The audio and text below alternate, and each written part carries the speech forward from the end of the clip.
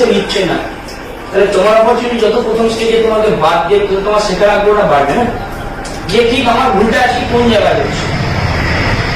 যদি 10 জনকে বিওপি দাও, 10 জনের মধ্যে থেকে 5 জন হবে 5 জন হবে না, এরকম ব্যাপার না, 10 জনই হবে। কনফিডেন্সটা ঠিক এরকম জায়গায় রাখতে হবে। কি বললাম বোঝাতে পেরেছি? তো তোমাদেরকে না শোনার একটা ধৈর্য রাখতে হবে, ক্ষমতা রাখতে হবে। কারণ ফার্স্ট স্টেজে কি হয়, ম্যাক্সিমাম তোমরা বিওপি দেবে, ভুলভাল হবে, এ তোমার নির্ধারণে চলে যাবে, তোমার নির্ধারণে চলে আসবে, তো ভুলভাল হবে। তো তার মানে এই যে সেখানে তুমি হাল ছেড়ে দিয়ে পিছিয়ে আসবে। তুমি হাল ছেড়ে দিলে মানে তুমি ব্যর্থ। তুমি হাল ছেড়ে দিলে মানে তুমি ব্যর্থ। বড় বড় বিজনেসম্যানরাও কিন্তু আজকের দিনে দাঁড়িয়ে অনেক বড় বড় ধাক্কা খায়, পুরো ব্যবসা পড়ে যায়। সেই জায়গায় যদি সে হাল ছেড়ে দেয়, সেই ব্যবসা সে আর গ্রোথ করতে পারবে? কোন সেটা সম্ভব?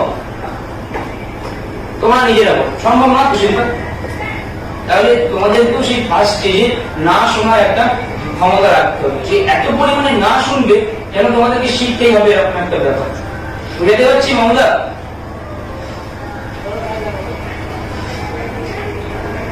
বুঝতে পারলে তো?